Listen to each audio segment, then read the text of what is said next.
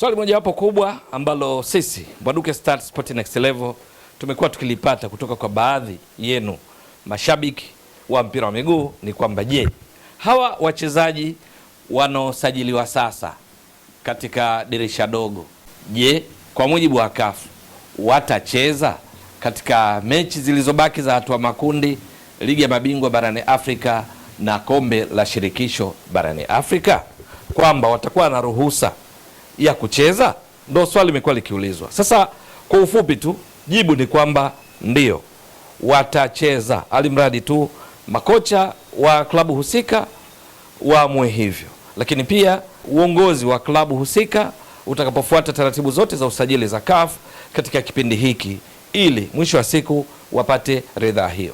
Na ufafanuzi huu unatokana na ukweli kwamba CAF ilifanya mabadiliko kuhusiana na usajili wa wachezaji kwa michuano yake na hususan ya klabu ambayo ni ligi ya mabingwa barani Afrika CAF Champions League na kombe la shirikisho barani Afrika CAF Confederations Cup, kwamba tofauti na ilivyokuwa miaka ya nyuma, mchezaji akishatumikia walau klabu moja, basi katika msimu huo haruhusiwi kuchezea timu nyingine.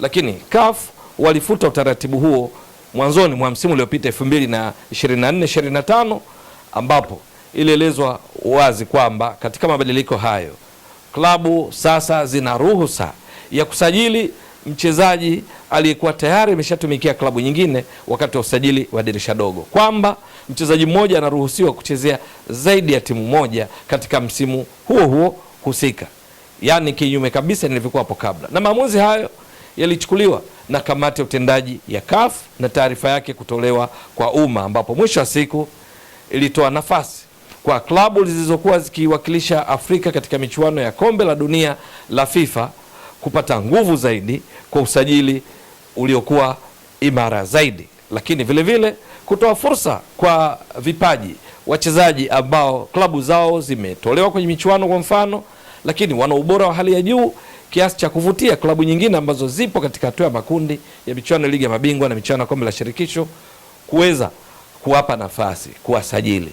Na kwa sababu hiyo, tangu hapo mabadiliko hayo yanatoa fursa sasa kwa wachezaji hata kama wameshatumika na klabu nyingine, basi kuweza kutumiwa na klabu nyingine, alimradi tu taratibu zile za usajili zifuatwe. Kwa lugha nyingine, kile kikwazo kikubwa kwamba mchezaji akishatumiwa na klabu nyingine, kwa mfano klabu X, basi hana ruhusa ya kuitumikia klabu Y katika michuano ya klabu ya CAF katika msimu huo huo. Hilo halipo tena, na hivyo majibu kuhusiana na swali lenu baadhi yenu kila mara kwamba hawa wachezaji wanaosajiliwa sasa katika dirisha dogo watapata nafasi ya kutumikia klabu zao katika michuano inayoendelea ya CAF, jibu watacheza. Na hapa hususan ni klabu zinazowakilisha Tanzania katika michuano ya CAF. Kuna Yanga kwenye ligi ya mabingwa barani Afrika pamoja na Simba, lakini kuna Azam na Singida Black Stars katika michuano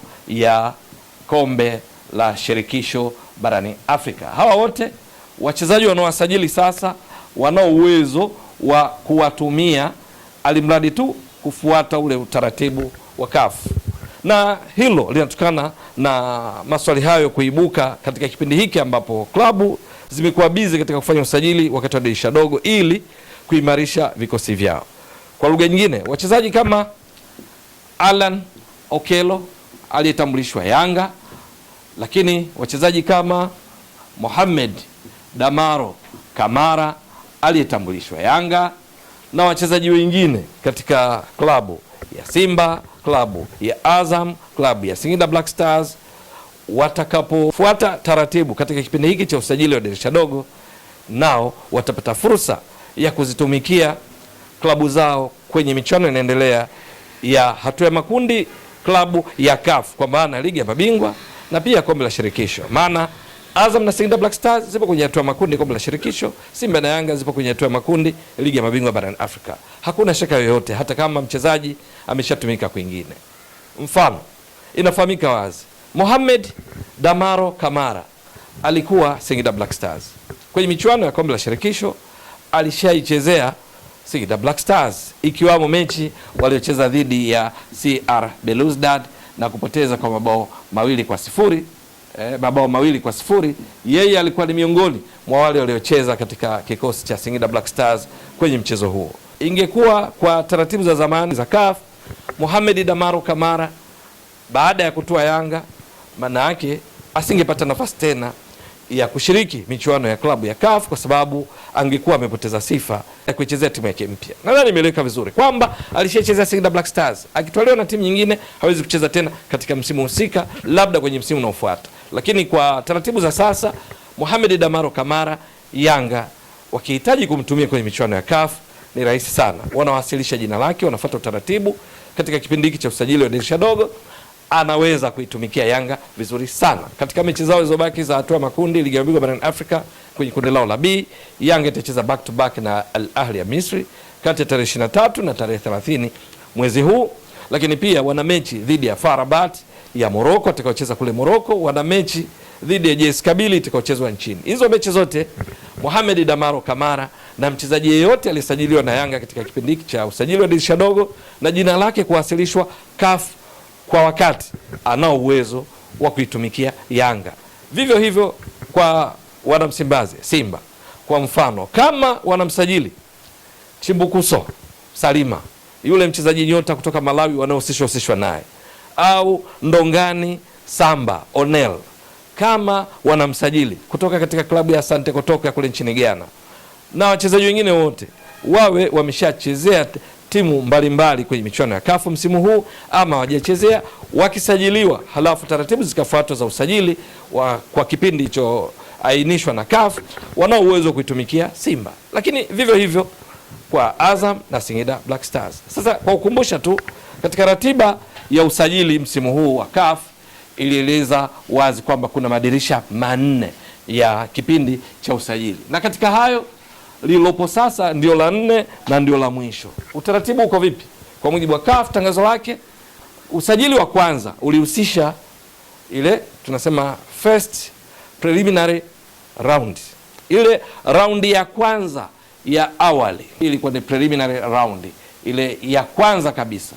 Kipindi chake kiliainishwa na CAF kwamba ni kati ya Agosti mosi mpaka 31. Halafu kukawa na dirisha lingine la pili. Hili lilikuwa ni second preliminary round, raundi ya pili ya awali, ambapo mshindi wake anakwenda katika hatua ya makundi kama tunakumbuka vizuri.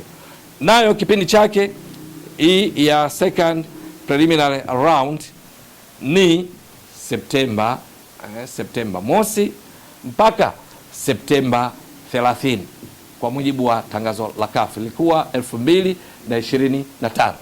Lakini kwa group stage hatua ya makundi yenyewe, ratiba juu ya usajili kwa mujibu wa CAF, ruhusa ilikuwa kuanzia Oktoba mosi mpaka Oktoba 31, 2025.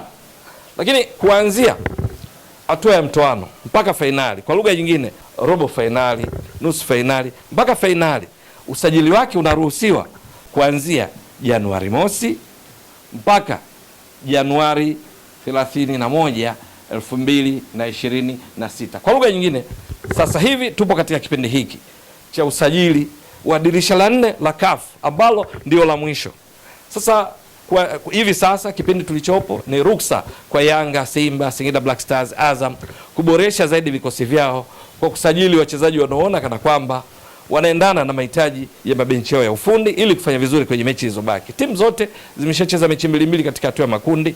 Kuna mechi 4 za kumalizia hatua ya makundi, halafu wanaingia katika hatua ya mtoano ambao ni robo finali, nusu finali mpaka finali. Kwa nyingine, Depu, mchezaji wa kimataifa kutoka Angola, kama Yanga watafanikisha usajili wake, wakazingatia hiki kipindi cha usajili kilichotolewa na CAF kwa kuwasilisha jina lake kama ilivyo kwa wengine, ruksa kuichezea Yanga, Alan Okello, Mohamed Damaro Kamara na yeyote yule. Lakini pia Simba, Azam, Singida Black Stars na klabu nyingine zote, Mamelodi, Al Ahli ya Misri, Esperance de Tunis, RS Berkane, CR Belouizdad ya kule Algeria. Nimetaja timu tofauti tofauti, ligi ya mabingwa na kombe la shirikisho, kwa maana kwamba zote zina ruksa. Kwa hiyo jibu, wote ruksa watacheza, alimradi tu klabu husika zifate taratibu za usajili za CAF kwa kuzingatia deadline iliyopo ili kupata ruksa ya kuwatumia.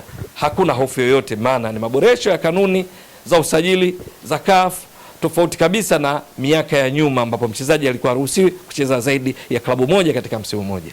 Bila shaka imeeleweka vizuri. Mtazamaji wa Mbwaduke Star Sport Next Level, endelea kuunga mkono channel hii kwa kuhakikisha una subscribe, una share, una like na kucomment. Mwasilishaji wako ni mimi Ramadhani Mbwaduke almaarufu kama Mzee wa Data. Shukran jazilan. Bye bye.